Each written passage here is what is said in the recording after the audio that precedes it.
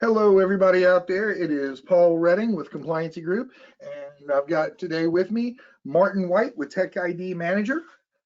Thanks everybody for joining us. I am going to give it just a couple of minutes here for the last couple of stragglers to get in, and then we'll get started. Little house cleaning on the front end. Having technical difficulties this morning, so my camera is not working. We're going to do this old school. Martin was gracious enough to join me in the dark today. I like going old school. It's quite enjoyable to go back to those past times. I say that all the time, like how many tech guys does it take to have a successful webinar, right? There's so many different platforms. Today we're on GoToWebinar, Zoom, Teams. It's the other day, literally in 3 calls back to back, I used like 3 different platforms, and by the end, I got to the 4th one, and same problem. Like, where's my webcam? What's using what? Huge fan. Oh yeah. Yeah, I usually use Google Meets, Restream, like LinkedIn Live. There are tons of those, and they're all different. Yep. And Martin, remind me while everybody's stumbling in, where are you at? I'm just outside of Greenville, South Carolina, in beautiful upstate South Carolina, in the mountains. It's blisteringly hot there as well. I'm in Memphis today. Yeah. It's I do live on a lake though, a little tiny lake, so it's not. Even though it's hot, there's always water around to cool off with. I like that a lot. That's funny. I do too. That is what we do on our weekends. Is we sit on a pontoon boat in the middle of the lake. We sit on the shore. We go kayaking out in there. We love it. Love the outdoors. The remote, tiny little lake too. All right. Looks like we've got some folks in here. It's like 2 after. I'm going to go ahead and kick this thing off. This will be recorded and rebroadcast by both companies. So if you come in a little bit late, or you know somebody that you think this would be interesting to, please we'll send you the link at the end, and you can follow back up and rewatch. Again, my name is Paul Redding with Compliancy Group. I am Vice President of Partner Engagement and Cybersecurity. Mouthful, I always joke and say I'm Vice President of long titles. What that really means, though, is that the partner engagement side, I work with our MSP channel to grow their business in healthcare and the compliant business sectors that we work with. And then I was a former MSP myself, or am a former MSP myself, at an IT company for about 14 years, give or take. And in that regards, cybersecurity, I always like to say, I professionally translate nerd into English, not an engineer. If you ever heard the expression like, those who can't do teach, that's this guy right here. Martin White is joining us today, one of our partners with TechIDManager.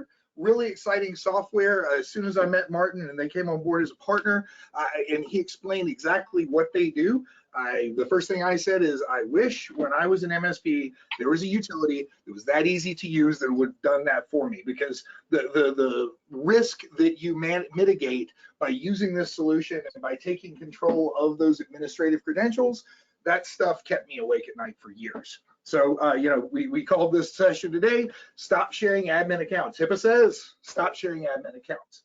Now, just in case you came across this and you're not super familiar with Compliancy Group, welcome, first and foremost. But I'll tell you just really briefly kind of who we are and the world that we come out of. So, Compliancy Group, if you haven't run into us, you may have seen this seal of compliance I'm showing here on a lot of websites around different sectors of the industry. So you'll find this in many medical environments. And the reason for that is because Compliancy Group, back when we were started, were actually HIPAA auditors. About 17, now almost 18 years ago, we went out and we would audit very large scale environments. So think like LA County, Tennessee Department of Health, Kaiser was a client. Back then, what we would do is go out, do a complete audit, tell everybody what was wrong in their environment, and come back a year later and everything was still wrong. What we learned in the field is that a risk assessment is not a workflow, and a risk assessment alone or an audit alone don't actually get clients over the edge of what is compliance.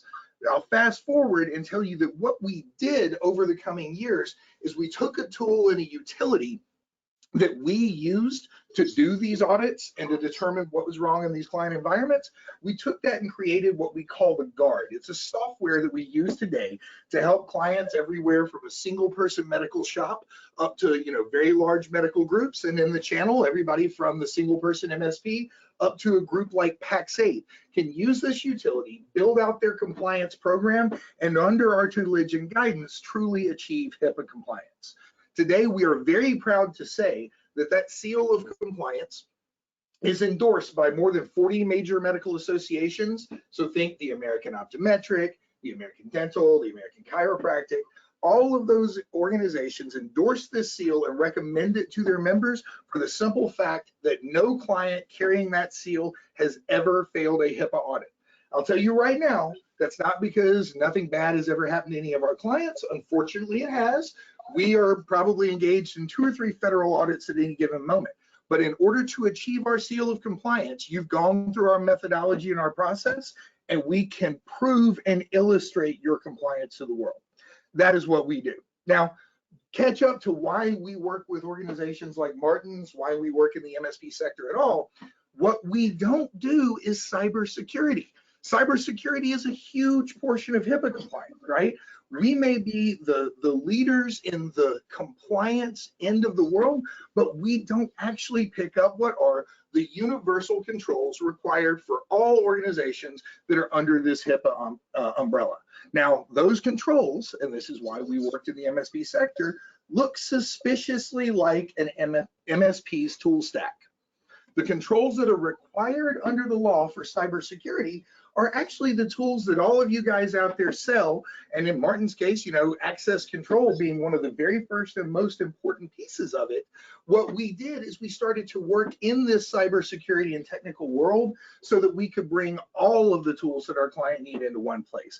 Today, we work with MSPs to actually deliver compliance downstream to their customer and make these tools mandated across the board.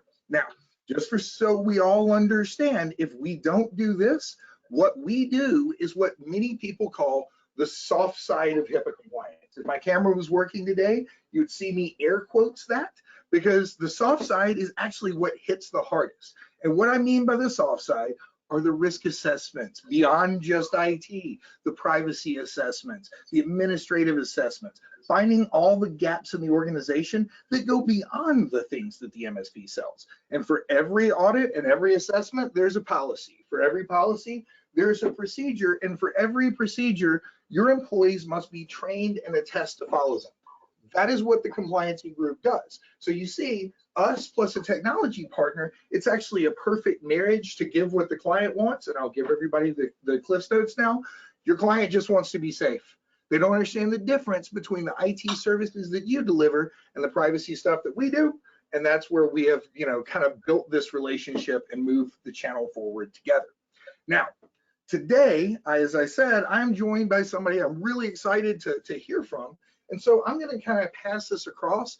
And Martin, let you explain what you do and kind of who you are. And then let's talk about how that dovetails in to those cybersecurity and privacy controls I'm talking about.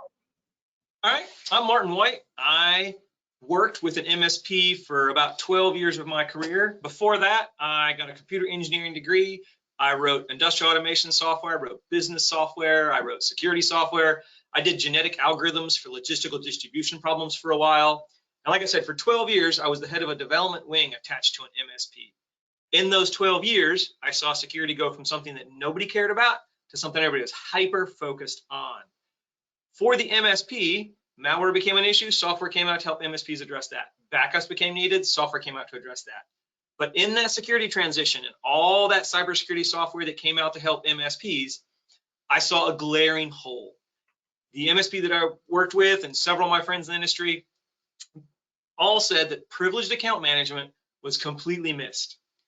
There were some serious holes in the way MSPs manage privileged account management. They would have one shared administrator account that everybody would use. So this became a real problem, especially the MSP I was working for. So in 2017, 2018, I was looking around the market for some software as part of the security transition to help this MSP and other MSPs manage privileged accounts. As I looked around the market, there was nothing available. I'm now the presenter. Okay, there was nothing available. I found some like enterprise products that really did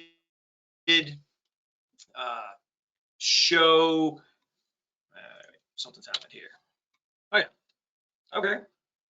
I found some enterprise products that helped manage single administrator accounts or administrator accounts for like a big single domain.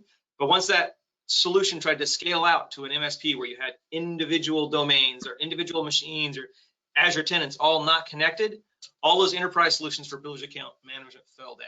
So in February 2019, I left that job and I started Ruffian Software, and we wrote a product called TechIDManager, very specifically to address privileged account management for managed service providers.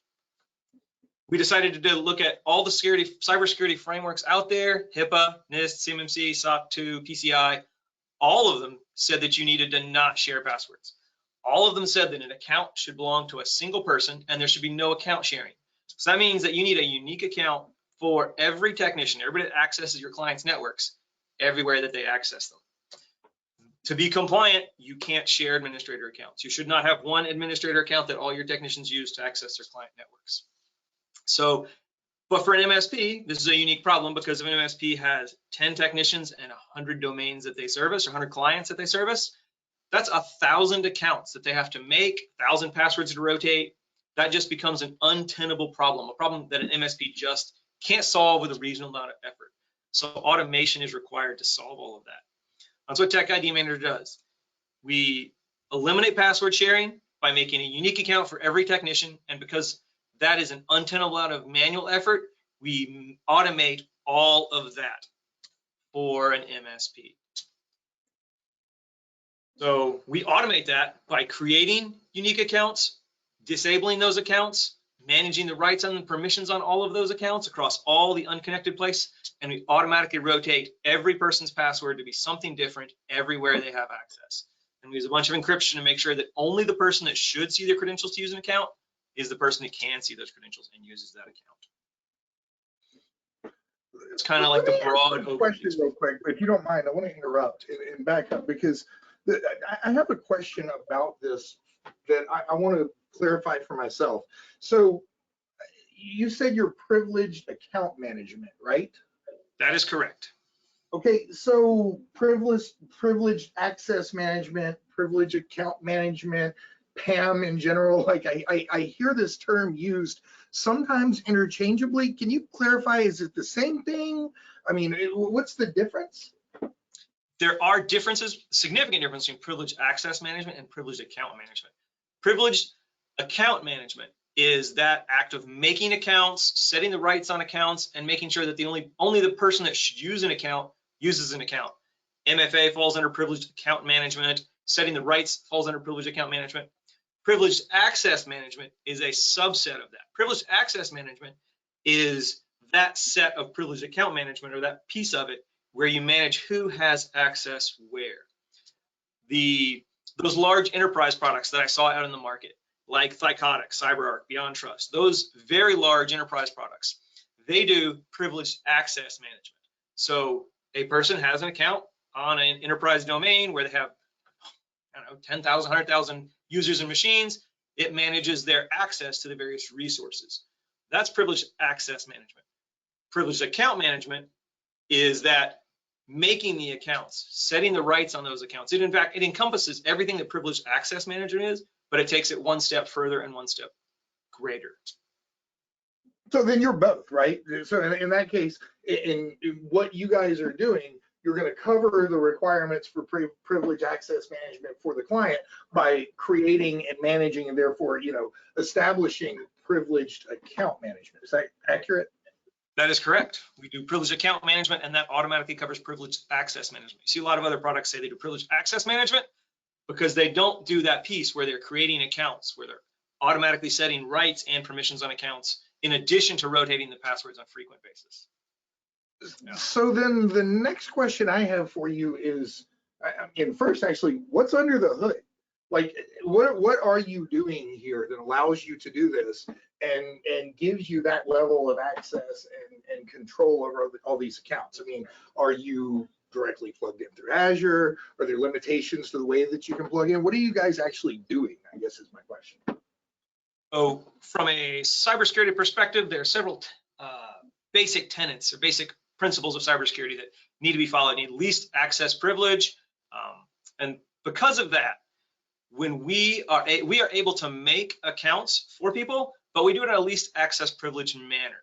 That means that the access that we need, we set it as low as possible, and we prevent any outside access. So on, say, for example, a domain controller, we install an agent on the domain controller that then the only thing that agent is capable of doing is making accounts, setting rights, and rotating passwords, and disabling accounts. It can't do anything else. We go so far as we don't do any remote code execution, because remote code execution is one of those things that breaks least access privileged cybersecurity tenets. So we don't do auto updates because auto update has been broken. We are uber security conscious and security aware. And like for an Azure tenant, we actually install what's called an Azure function inside of the tenant of our clients. They install it, and that function then does all the things that it is supposed to do without granting TechIDManager or without granting Ruffian Software as a company any access into that tenant. That function actually executes in the context of the tenant, and you don't give us OAuth tokens, you don't create accounts for us to remote in and do stuff. We are completely isolated and don't have any access to any of the systems that you run our software on. And we go even one step further. We use asymmetric encryption so that we can't cryptographically decrypt any of the credentials that we store for you. Only the person that should see the credential from an encryption perspective actually has the mathematical ability to see those credentials. So we can make a really strong guarantee that the person that should be using the account is using the account. So what's the tech experience like? I work for your MSP. I'm using this product. What is my day-to-day like when I'm trying to commit, actions on these systems that require escalation? There are two main ways as a technician you interact. There's a client that runs on your computer, which has a list of all the places an account has been made for you, and it shows your password. And your password automatically rotates every day. So every day you bring up this tool, it gets the latest copy of all your credentials and lets you see and use them. That means when you bring up any remote connection tool, say to one of your clients' networks, like John Smith, the doctor, then you want to get connected, use either RDP, TeamViewer, LogMeIn, PC Anywhere, any of those. And then you bring up our client and say, this is the one I want to connect to. You click on it, you click send your credentials. Your credentials are automatically sent into that remote connection tool, and you get logged into whatever machine you were looking at. This all works offline. Like I mentioned, we work on we have several founding tenets. One of those tenets is that we do not insert ourselves in the authentication process. So that means, because for an MSP, lots of times you'll have a client that is disconnected from the internet for some reason, or you'll be on site with your laptop and won't have access to internet. So all of our credentials are cached locally, heavily encrypted and cached locally on a laptop for the technician. So they can actually take their laptop in the morning, get their latest set of credentials, go to a client site with their laptop, set it down, not connected to the internet, and sit beside a server that is not connected to the internet, and they can show their password in our tool, and they can type that in to a machine and get logged in to fix whatever the internet connection issue is. There's also a mobile app that allows somebody to pull out our mobile app or our smartphone app from their pocket and see their credentials for any of the places that they have access. And I assume it's one account per customer, right? So would Yes. I just search by the name of the customer or filter by the name of the customer, I guess? There are several ways you can search and find their machine name, domain name. You can assign two different types of names, a friendly name and an RMM name, which are generalized strings. A lot of people put a colloquial name for the company in the friendly name, and they put the agent ID for whatever their RMM is in the RMM name. With using the tech client on the technician's computer, there's actually a search button. When you click that search button, it goes out on the technician's computer and looks at all the windows he has open, and it makes an intelligent guess about what set of credentials he needs at that point during his day. So if he has if this technician MSP has 100 clients, they have 100. This technician would have 100 unique accounts. He'd have 100 lines there. If he opens a remote connection tool to a particular server, and he clicks the search button in the tech client, it'll narrow that list of 100 possible credentials down to 1 or 2 that are a good, intelligent guess about what set of credentials he actually wants. 99% of the time, they're the credentials he wants. He clicks on them, sends them into the remote connection tool, and he gets logged in and connected without ever having to look at or think about what his username or his password is. That's pretty cool. That is pretty cool. Now, from a compliance perspective, I would like to ask this one, and this is just something that I ran into in healthcare quite a bit, but in manufacturing just constantly. You know, and I think a lot of the MSPs that are out there growing their business right now are seeing more and more of this. You know, the co-managed environment where you have a technical or IT resource that is, you know, native to the company, and you're the third-party provider, either providing security services, augmenting help desk, etc. Is there a way for me to share the functionality of this and only their company with somebody internal, or is it, you know, focused exclusively on my MSP as a company? And so a co-managed resource or a on-site IT technician that only services one company, really from a security perspective, should have 2 accounts. He should have one account that he uses every day, he reads email with, he cruises the web with. He should have a separate privileged account that he uses only in those times where he needs privileged access. TechIDManager will take over, make, and manage that privileged account for him so that it gets automatic password rotation, automatic enabling and disabling, and rights management. All that. We will manage that privileged account for on-site technicians or for co-managed people. It's a use case that is very common. We also, not only just on-site IT technicians, lots of smaller doctor and dental practices want the doctor or dentist that owns the practice and has, you know, 5-6 people working for him, no on-site IT. Lots of times those dentists want to have administrative access to their own network for whatever reason, and they demand it. So one of our use cases is you give them a copy of the tech client, and you set them up, and they get one place that they have an account made for them, and that is a privileged account on their own network. Because you use this tool to manage it, I have seen lots of times a dentist or a doctor that owns a small practice his secretary will want to install some software. So he'll write down his administrative password and hand it to them, and they'll walk over and they'll install it with like this little sticky note that has his password on it. Because TechIDManager, if you use TechIDManager to protect that account, when the doctor or dentist who owns the practice and has a privileged access does something stupid like that, TechIDManager is going to automatically rotate his password on average 12 hours later. So that little sticky note that's sitting on somebody's desk is not valid the next day. And if somebody looks over their shoulder and sees it, they don't gain access. It's a good way to protect both on-site IT resources and those owners of companies that demand to have privileged access to their own network. You know, it's funny. We work on both sides. You know, we sell to direct, a huge footprint in medical, and then of course we work with the IT service providers around them. And that really is a pain point, you're right, for the direct side, because when you come in and take over, I know this was my experience as an MSP. You're right, especially the small business. These guys have in their heads, they've got to have this admin account, and they put all this focus on it, which is important. I get that. But then, you know, if you look inside, they're using the same password for that admin account that they use for everything else. It's their banking, it's their Google, it's their Facebook, it's, you know what I mean? So teaching your customer to protect themselves becomes a real problem. And a lot of times, you're right, you have an office manager on top of the doctor, you have a practice manager who's walking around, you know, basically every day, kind of quick solving these little problems, working with the EHR and the EMR, and they have the exact same thing. You've got one person with all the keys to the kingdom. You have very little ability to truly, you know, control the way that they interact on a daily basis. And I mean, let's face it, if you make escalating privilege easy, I'll do it.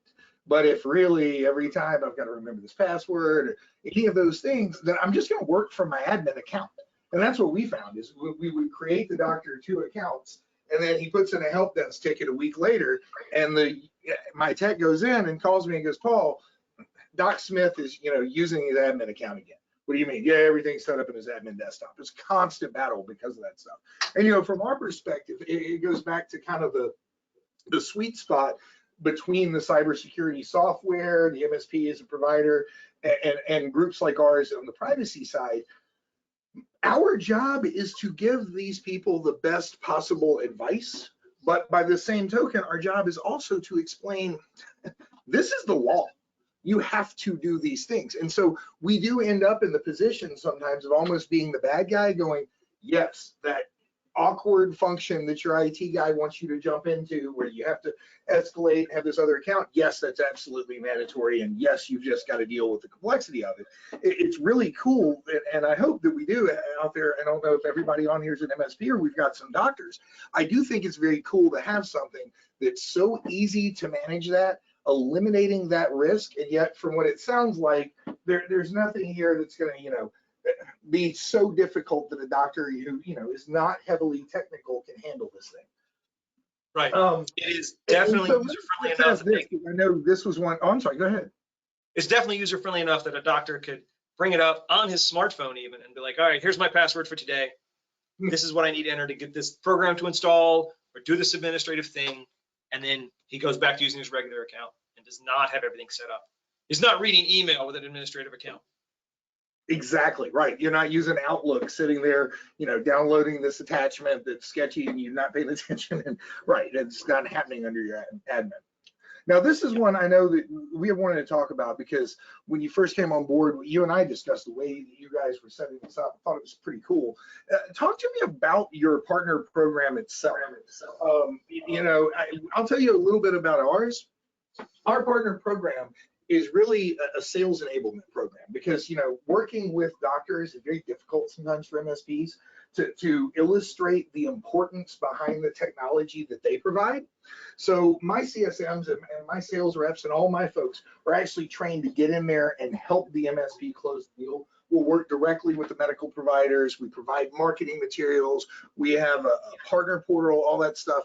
Talk to me about yours real quick. Tell me a little bit about the way that you guys work with your MSP partners. We work with our MSP partners. We provide them all the tools and some marketing material to go out to their future clients and say things like, we are compliant with cybersecurity frameworks. The biggest thing that we do for our clients from a marketing and sales perspective is when they have to fill out cybersecurity questionnaires for cybersecurity insurance for their clients, there's a whole series of boxes they can confidently check. Yes, we have privileged account management software. Yes, we use unique accounts. We do not have shared accounts, things like that. That is the biggest benefit that MSPs see when they become TechIDManager clients or partners, and they then go to their clients or their future clients, ones they're trying to sell, and be like, hey, we are doing those things that all these other MSPs tell you have to do, like a separate privileged account, all those things. We also do those. We know those other MSPs don't, and we can show you how we do it. You know why? I'll tell you why I put that question in there and why I included the slide right here. Because there's a strong similarity in what you just said there and the way that we work with MSPs ourselves. We get MSPs compliant with the law. We build an internal compliance program for them. The MSP actually achieves their own seal of HIPAA compliance. And exactly like you just said, Martin, they can then go out and say, look, why is your MSP not talking to you about privacy, about all the audits that you have to do beyond IT, about the administrative problem that HIPAA can represent and the risks associated with that, air quotes again, soft side of compliance. And the answer to that question that becomes very evident when working with an MSP that carries that seal, that when you see that seal and when they talk to you about compliance, the answer is that other guy's not talking to you about it because they don't do it themselves. You can't poke back at them and find out, well, tell me about your privacy program, Bob's computer shop down the street, tell me about your HIPAA compliance. The strong reality is that, and it's kind of frightening if you think about it, there is a school of MSP out there that's not looking inward the way that they should, and they're not building two things. One is their own security. their ability to sleep at night and know that they don't end up on the news because they have this major breach and then they get this massive HIPAA fine, right? That's one piece of it. But the other one, I'm going to have to steal from a really good friend of mine, Matt Lee from PAX 8. The other thing is they're not building in defensibility. You see, the managed service provider of today has the potential. Now, of course, you could be fined because you don't comply with HIPAA. You could be fined because the state hits you for not complying with one of their privacy acts, all that. But the other side of it is you can end up inadvertently becoming the source of a massive breach. Even small MSPs hold the keys to so many companies and hold all that data that they have access to, that the bad guys are starting to look at them. And the reality is, if you don't look at yourself and say, I work in healthcare, so I'm in healthcare. I work in Department of Defense supply chain, so I'm in the Department of Defense supply chain. I work in finance, so I'm in finance. If you don't do that and turn that lens around and look at yourself and apply the exact same controls to your environment that you're recommending for your clients, if and when something happens, you can be found negligent. You can fail, you can actually be sued, you can lose your entire business because you didn't use these tools internally. You recommended them to somebody else. There's no way if you fall down, you're going to get away with saying, well, I mean, I didn't know I needed those. You tell everybody about them, right? So I think that's really important to call out with you guys, is that this is something that the MSP needs to use themselves to protect their clients, but also to protect their own reputation and their own business. Like I said, I think that's one of the places when you and I first spoke, I was like, that is exactly the way that we work with our MSP partners. It starts inside your business first. Yep. It's also, speaking of auditing there, I had a client, one of our existing clients called me about a month ago and he said, hey, this particular client has some very high dollar financial and Department of Defense clients that they service. And they were going through an audit. And one of the things that came up, the auditor said, hey, it looks like you have 15 privileged accounts. And they were like, yes, we have a privileged account for each person, one unique account for everybody. They're like, all right, I need you to prove that you are doing regular password rotations on that. And so they called me like, hey, how do we show we're doing regular password rotations? And I was like, all right, well, you right click on the line that is that account in the tech client and you show account history. And and it will show you the history of all your passwords since that account was made. And they looked at it and it was showing, because that's what it does. It shows a password change every 24 hours for every one of those accounts to full random passwords. They were to take that report and provide it to the auditor. And the auditor was so impressed that they kind of quit pushing on other things. They were like, oh, you really are rotating your password every 24 hours. And you can give me a list per person for what their password was February 8th, 2022. It's like, so that auditing goes a little bit further.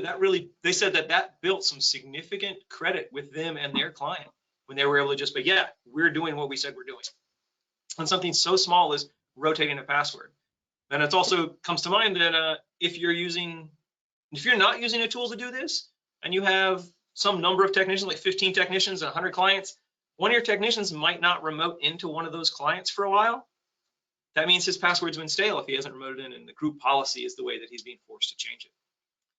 Automation is needed everywhere, and auditing looks at that automation to make sure it's right. That's super. That's very neat. That's very neat. And you know, one of the features in our product, the Guard, that we've added in relatively recently, actually, is this ability, and we're expanding it more and more. But it's the ability to capture and provide evidence for every control and any task and any of the things that you are saying. Yes, I did this. You know, if you back up 5, 6, 7 years ago, especially in the HIPAA world, a risk assessment where you just said yes to everything, it was acceptable because you could later say, well, I'm dumb. And they would fine you for not having the control, but they wouldn't actually fine you for lying about it at the same level that they will now. There's an increased focus on what is the False Claims Act. There's an increased focus around the validity of these self-audits, your ability to actually illustrate 3 or 4 or 5 years from now that when you said, yes, I am managing my passwords, there's proof of these things. And so I think that report that you provide is need, because we can grab it, you can send it over to your coach, you can capture this thing, load it in, once a year during your risk assessment, load this thing in. And now back to, one of the things that we do, if you are audited under HIPAA, it's our responsibility to go and defend you, build out your defense for this audit, and the reports that you guys are delivering are absolutely perfect, because we can say, not only do we have privileged account management in place, but look, dates, timestamp proof that all this is done on a 24-hour schedule. That's pretty rare. And again, you pointed this out earlier, enterprise tools have done this for a while. When I was in MSP, it's not that the technology didn't exist at some level to do this stuff. My client couldn't afford it. I couldn't buy in increments that were in any way conceivable that I could use. And frankly, it's a science experiment to deploy. Those enterprise utilities, it is a very large scale operation to implement and manage some of those other things. So I think there's a kind of a brilliance behind this that moves it into the small business sector and allows a typical MSP to go in there and implement these changes. So with that, Martin, I had one or two more questions. I know we've got some people on here. So first, I'm going to see if there's anybody out there that has their own questions. If you do, just pop them in the chat or the little question bar right there. I will take a look and see what we get. And let's see, give me just a second, because I actually had one more that I jotted down. Oh yeah, okay. So what are you guys, I know that you've talked a lot about what's here now. What is your plan for 2023 and beyond? Like, how do you guys handle, for example, Microsoft and Google eliminating the password? Where does that take us in TechIDManager? And I mean, obviously not every password will ever be eliminated, but how do you guys work in, let's say, a passwordless world? The passwordless world is a unique situation. It is coming for sure, but it is not something that most people, I think, are going to adopt from an MSP perspective. And behind the scenes, there's still a password. It's just a password that's hidden. So we'll work in the same way. We will implement the hiding of that password so that when somebody goes to log in, they'll be able to log in. Other things on our roadmap are, we just released a mobile app for Android. We have an iOS mobile app that will be released in the next short bit. Right now, we're doing unique accounts for everyone everywhere. We can do this across vast scale, even going so far as local machine unique accounts within the domain. Because we have several clients who have security policies where if you have an account as a domain administrator, it can't log into a server that's not the domain controller. So we actually have several clients that deploy this. They make a domain account that's a domain administrator, and then on individual server machines, they make individual unique accounts. So someone might have 4 or 5 different accounts they use when accessing one client based on where they're accessing. So and to go one step further, one big issue, the biggest, in fact, single issue that I've talked to penetration testers and security auditors on the individual gray hat, black hat area, is that local administrator account that most MSPs deploy in a computer. When they sell somebody a new computer, they put that built-in administrator account. Almost everybody from an MSP perspective uses the same password, even if it's a complex password, for that administrator account. That is a terrible security hole, and that is the next large thing that we are addressing. So we're going to take over that administrator account and do the same 24-hour password rotation for it, with a bunch of encryption and policies on who can use and see that built-in administrator account separate from their unique account, because that's a huge issue. Every security tester I talk to says that if they can get control of one machine anywhere on a network, 99% of the time they can dump the password hash, break that local administrator account, and then side elevate their access all around the network until they find something useful, and then they've owned the network.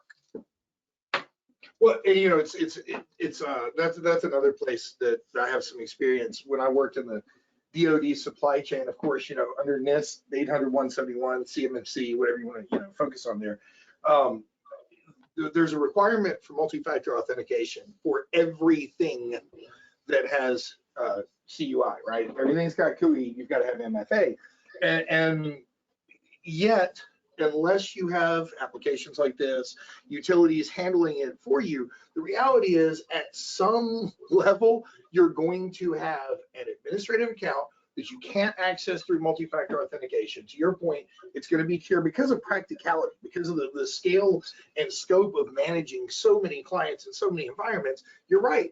Even the most security conscious MSPs in a lot of cases are still ultimately putting, Paul admin with this password that gets into everything there. And if I get the keys to the kingdom, I get that. I got everything. That is very, very true. And unless you're in an environment that requires MFA on every computer, then you're just sideways through the network. Because most people, look, let's face it, almost nobody logs into Windows with MFA, right? This is not happening. Right. Most clients won't accept it. Nope. It's not fun. It's not fun. I know that's where we're headed. I think that's a different discussion we could have at a different time, but it's not fun. I left my cell phone in an Uber one time on a road trip. I'm actually at a Robin Robbins event. I left my cell phone in my car or in the Uber, and I am so secure, it was almost impossible to get my phone back because I had multi-factor authentication on my email, on my Slack, on my Verizon account, everything. Oh, yeah. Anywhere I could possibly try to think that my Apple ID, everywhere that I looked, I need my phone. So you know what I ended up doing? Bought a watch. Now, from now on, I have an Apple device on me separate from my phone because that could happen again. But it's funny, multi-factor authentication is great until you're in Nashville stuck with no cell phone. You realize you literally cannot access anything that you own. Yep. Yeah. There's also an argument that says, on a different topic, we should discuss some other time. Device is not proof of person is a big security issue that most people are ignoring with MFA. Yeah, you're right. Well, it doesn't look like we've got any more questions right now. Is there anything you want to leave us with today? Do you have any specials going on, anything like that folks out there should know about, or should they just reach out to you to learn more about the software? Reach out to us, ruffiansoftware.com. You can schedule a demo right on our website. And if you mention that you saw me and Paul talking about HIPAA said stop sharing admin accounts, we'll give you half off of the setup fee. Oh, wow, that's super cool. That's super cool. And you know what? I'll match you on that one. We will also do just a quick special on this one. If you reach back out to us, you can reach out to me directly, or you can do info@compliancygroup.com. Happy to extend a $500 off whatever purchase you make, whether it's for you, for a client. We will put a show special on there. Give us a shout. We'll tell you how that works. All right, Mr. Martin, I can't thank you enough for joining me today. I think it was I learned a lot. I hope other people did. I'm excited that you guys are a partner of ours, and I hope everybody out there reaches out and takes a look at this. I think you're truly solving what is a major, major problem. Thanks, Paul. You have a great day. You too, sir. Thanks very much. Bye. Everybody have a great day.